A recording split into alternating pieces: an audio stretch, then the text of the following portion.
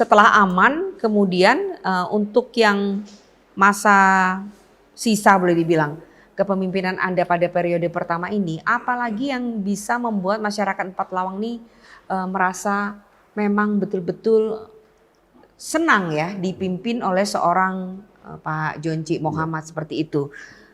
Jadi pertanyaannya itu, apakah Anda akan mencalonkan diri untuk periode kedua?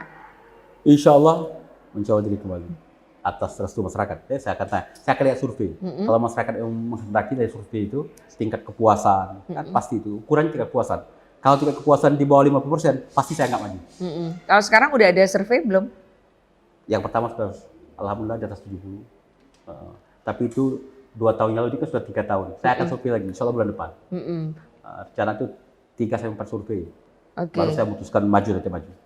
Tapi kalau berkaca dari yang survei yang lalu itu, selama maju lagi. Insya Allah maju lagi. Kepuasannya. Dan dengan Wabubnya aman-aman aja ya? Saya Rukun ya? Rukun. Saya dengan Wabub itu bagian KKD, kebijakan. Saya selalu ngomong, kepada pecah kongsi di jalan itu hanya 2 persoalan. Pertama, soal memilih anggaran pembangunan. Kedua, soal penempatan pejabat. Kalau 2 ini dibicarakan, tidak ada persoalan. Dan ini saya bicarakan. Tidak pernah saya ambil putusan karena saya pribadi.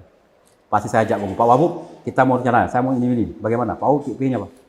Itu. Kemudian saya ngomong, Pak Wabub, kalau ada persoalan, kita berdua ngomong sepait-paitnya. Kalau nggak suka, ngomong nggak suka. Saya juga ngomong gitu. Tapi jangan ngomong orang lain. Termasuk dengan istri jangan ngomong. Karena ini akan membuat kita pecah. Betul. Jadi kunci kamar berdua ngomong. Apa? Ya? Supaya tetap rukun. Saya nggak suka kamu begitu tadi. Ya. Harus rubai. Ya. Baik dia ngomong juga, Kak. Aku cocok dengan kakak model itu. Ya. Aku merasa dipermalukan. Nggak ada persoalan. Ya. Oke.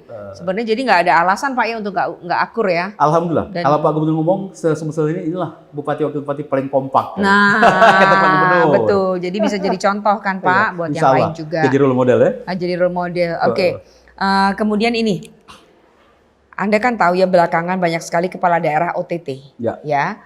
Bahkan Bupati Banyumas itu bilang supaya KPK tuh ngasih tahu dulu kalau mau di OTT, artinya tuh ya dikasihkan pendampingan. Sebenarnya kan juga udah ada dari KPK ya untuk pendampingan setiap ya dan segala macam. Nah, pertanyaannya, bagaimana Anda menghindari?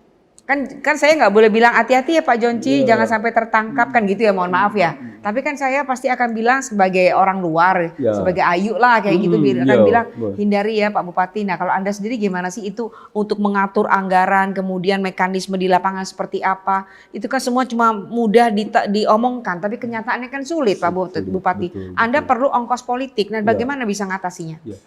Jadi memang kita kan tadi, Bupati Banyumas itu saya ini kok beliau ngomong seperti itu pasti jadi dibully. Karena di KPK sudah ada standar, ada tingkat pencegahan, penindakan. Sebelum penindakan atau pencegahan, maka dilakukan pendampingan oleh KPK, termasuk ke kita. Maka ada ukuran MCV-nya itu. Jadi pertanyaan bagaimana menghindari itu? Ya pertama niatkan betul, jangan ada mensreanya niat jahat dalam pengelolaan anggaran itu. Kita niatkan pengelolaan APBD itu untuk sebesar-besarnya buat kemakmuran masyarakat. Mulai dari tahap perencanaan, pelaksanaan. Nah yang paling banyak ketika pelaksanaan ya, banyak OTT itu. OTT yang paling sering karena suap. Karena suap, gratifikasi. Saya berusaha mengingatkan jajaran. Dan saya tidak mengelola, saya berikan otoritas. Karena Wabub itu fungsinya satunya pengawasan. Soal proyek, tanya mereka tahu, saya serahkan sepenuhnya ke Pak Wabub. Karena memang background Pak Wabub adalah seorang pengusaha, dia paham itu dengan rambu-rambu. Tapi saya berikan guidance, Pak Wabub harus taati aturan. Sering regulasi itu berubah.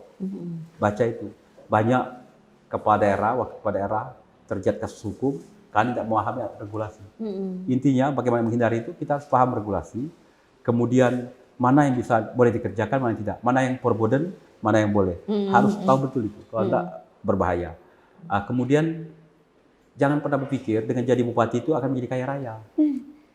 Kalau itu terjadi, kita akan.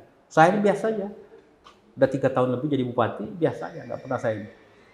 Dan kuncinya harus rajin-rajin berbagi, Mbak ini.